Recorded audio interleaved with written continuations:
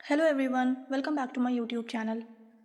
सो आज हम डिस्कस करने वाले हैं MCQ from the Hindu newspaper 11 जनवरी 2026 के। सो स्टार्ट करते हैं वीडियो को। चैनल पे आप लोग नए हैं तो चैनल को सब्सक्राइब कर लें, वीडियो अच्छी लगे तो वीडियो को लाइक कर दें। पहले आप लोग खुद प्रैक्टिस करें, क्वेश्चन पढ़ें, उसके बाद पॉज करना वीडियो को, देन जो आंसर जब बाद में हम डिस्कस करेंगे तो उसके बाद आप लोग अपने आंसर्स मिलाना एंड स्कोर्स भी लिखना कमेंट में।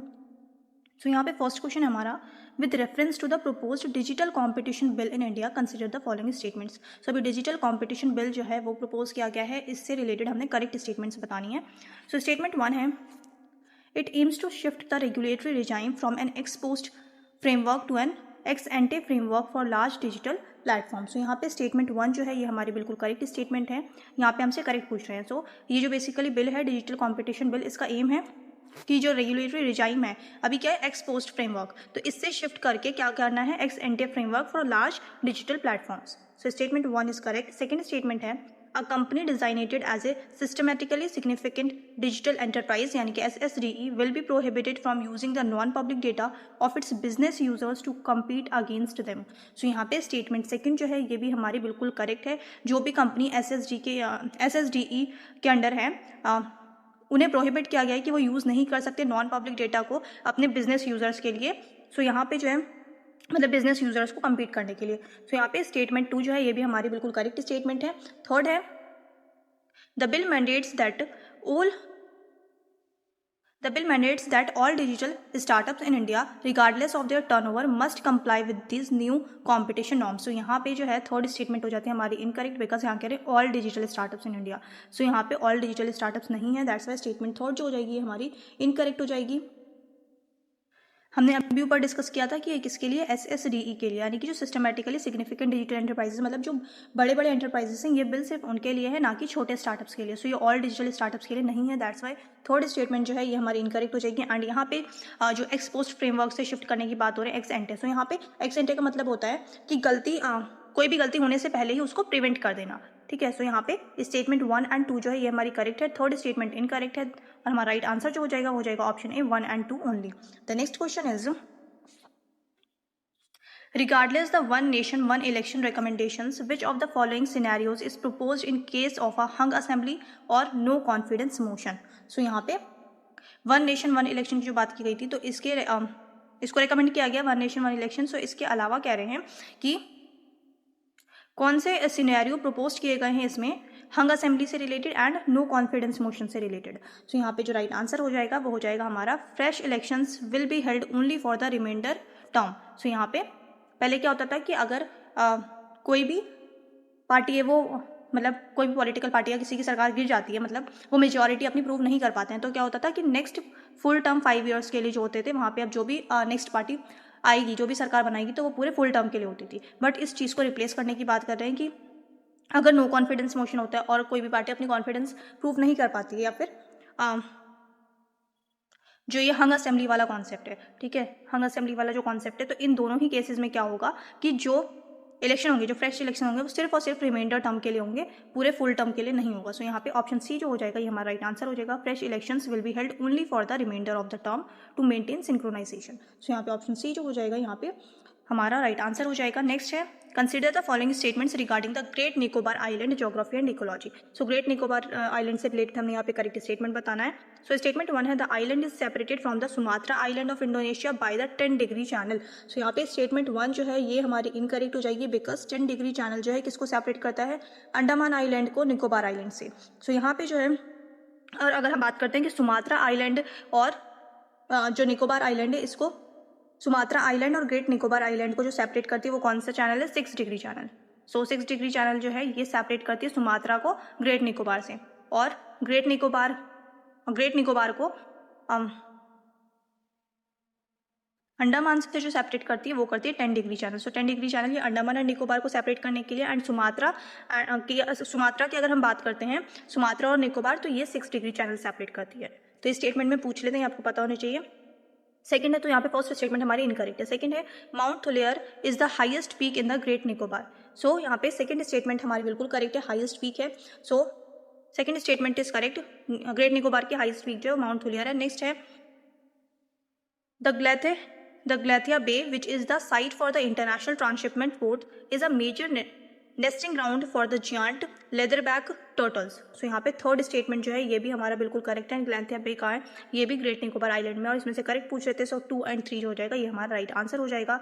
सो option B is the correct answer, 2 and 3 only. Next है यहाँ पे with reference to the Shompen tribe, with reference to the Shompen tribe which of the following statements are correct. So Shompen tribe से related यहाँ पे हमने करेक्ट स्टेटमेंट बतानी है। They are classified as PVTG, यानी कि पर्टिकुलरली वल्नरेबल ट्राइबल ग्रुप है। ये बिल्कुल करेक्ट स्टेटमेंट है। जो शॉम्पेन ट्राइब है ये पीवीटीजी है, यानी कि पर्टिकुलर वल्नरेबल ट्राइबल ग्रुप है। सेकंड स्टेटमेंट है they are primarily found in Sentinel island of the Andaman archipelago. So यहाँ पे सेकंड स्टेटमेंट हमारी इनकरेक्ट हो जाती है, बिकॉज शैम्पेन जो है ग्रेट निकोबार में मिलते हैं, ना कि सेंटिनल आइलैंड में। दैट्स वाई सेकंड स्टेटमेंट हमारी इनकरेक्ट है। थर्ड है they are a hunter gatherer community that has largely remained isolated from the mainland. So यहाँ पे थर्ड स्टेटमेंट भी हमारी बिल्कुल करेक्ट है। So the right answer is 1 and 3 only. So option B जो हो जाएगा ये हमारा करेक्ट आंसर हो जाएगा, 1 and 3 only. The next question is under the chief election commissioner and other election commissioners appointment conditions of service and term of office act 2023 the selection committee consists of। so selection committee जो होनी चाहिए उसमें कौन कौन से member include होने चाहिए। Prime minister chairperson बिल्कुल करेक्ट है ये। फिर लीडर ऑफ ओपोजिशन होनी चाहिए लोकसभा के, and union cabinet minister nominated by the prime minister. So यहाँ पे पीएम होने चाहिए, लीडर ऑफ ओपोजिशन होने चाहिए, और एक कैबिनेट मिनिस्टर होते हैं जिन्हें प्राइम मिनिस्टर नॉमिनेट करते हैं। सो यहाँ पे 1, 2 and 4 जो हो जाएगा राइट आंसर होगा। चीफ जस्टिस ऑफ इंडिया नहीं होती। सो यहाँ पे 1, 2 and 4 is the right answer. So option B जो हो जाएगा ये करेक्ट आंसर हो जाएगा, 1, 2 and 4। नेक्स्ट क्वेश्चन है consider the following statements regarding the rules of origin in free trade agreements. So rules of origin से रिलेटेड हमने यहाँ पे करेक्ट स्टेटमेंट बतानी है। They are the criteria needed to determine the national source of a product to prevent trade deflection. So यहाँ पे statement 1 हमारी बिल्कुल करेक्ट है। सेकेंड है in the India UK free trade agreement rules of origin act as a major hurdle for sectors like Scotch whisky and automobiles। so यहाँ पे second statement जो है ये भी हमारी बिल्कुल करेक्ट स्टेटमेंट है। थर्ड है strict rules of origin ensure that only products with significant value addition in the partner country get preferential tariff benefits. So यहाँ पे थर्ड स्टेटमेंट भी हमारी बिल्कुल करेक्ट है। सो हमने यहाँ पे करेक्ट बताना था, हमारा जो राइट आंसर हो जाएगा वो हो जाएगा all of the above. So option D is the right answer, 1, 2 and 3। Next है in the context of the Indian economy how does retail inflation यानी कि CPI differ from the wholesale inflation। so CPI जो है WPI से कैसे different है, इसमें हमने करेक्ट स्टेटमेंट बतानी है। so स्टेटमेंट 1 है while CPI includes services like education and healthcare WPI does not account for the services sector। so यहाँ पे स्टेटमेंट 1 बिल्कुल करेक्ट है। WPI में सर्विस सेक्टर को इंक्लूड नहीं किया जाता है। सो स्टेटमेंट 1 जो है ये हमारी बिल्कुल करेक्ट है। सेकेंड है food items have a higher weightage in the WPI basket compared to the CPI basket। so WPI basket में क्या है, फूड आइटम्स का वेटेज जो है वो ज़्यादा होता है, बट ऐसा नहीं है, ये इनकरेक्ट है। जो CPI में फूड का वेटेज है वो होता है 45%, अभी की जो बात है वो है 45%, एंड WPI में है अराउंड 24%। सो ज़्यादा जो है वो किसका हुआ, जो 45% है। दैट्स वाई स्टेटमेंट 2 जो हो जाएगी यहाँ पे हमारी इनकरेक्ट हो जाएगी। थर्ड स्टेटमेंट है WPI reflects the price changes at the producer level where CPI reflects the price changes at the consumer level. So यहाँ पे थर्ड स्टेटमेंट हमारी बिल्कुल करेक्ट है। फर्स्ट एंड थर्ड जो हो जाएगा ये हमारा राइट आंसर हो जाएगा, 1 and 3 is the right answer. So option B is the correct answer, 1 and 3 only. The next question is with reference to the quantum mission of India consider the following. So यहाँ पे quantum mission of India जो है इससे related हमने correct statements बतानी है। सो statement 1 है it aims to develop intermediate scale quantum computers with 52,000 physical qubits in 8 years। तो यहाँ पे स्टेटमेंट 1 हमारी बिल्कुल करेक्ट है। सेकेंड है unlike classical bits that can be either 0 or 1 qubits can exist in a state of super position both 0 and 1 simultaneously. तो यहाँ पे सेकेंड स्टेटमेंट भी हमारी बिल्कुल करेक्ट है। थर्ड स्टेटमेंट है quantum communication is inherently insecure compare to traditional fibre optic communication. So यहाँ पे थर्ड स्टेटमेंट जो है ये बिल्कुल इनकरेक्ट हो जाती है, बिकॉज क्वांटम कम्युनिकेशन जो है वो एक्चुअली ज़्यादा सिक्योर होता है क्योंकि इससे ईव्स ड्रॉपिंग जो है वो पकड़ी जा सकती है। दैट्स वाई स्टेटमेंट थर्ड जो हो जाएगी हमारी इनकरेक्ट हो जाएगी। यहाँ हमसे करेक्ट पूछ रहे थे, the right answer is 1 and 2 only. So option ए जो हो जाएगा यहाँ पे राइट आंसर हो जाएगा, 1 and 2 only. The next question is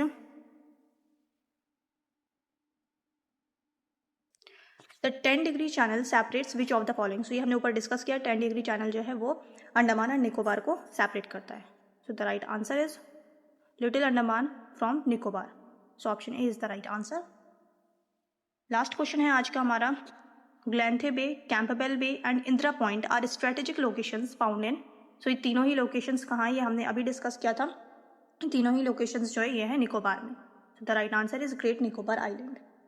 I hope आप लोगों ने अच्छे से प्रैक्टिस की होगी। चैनल पे आप लोग नए हैं तो चैनल को सब्सक्राइब कर लें। वीडियो अच्छी लगे तो वीडियो को लाइक कर दें। अब मिलते हैं नेक्स्ट सेशन में।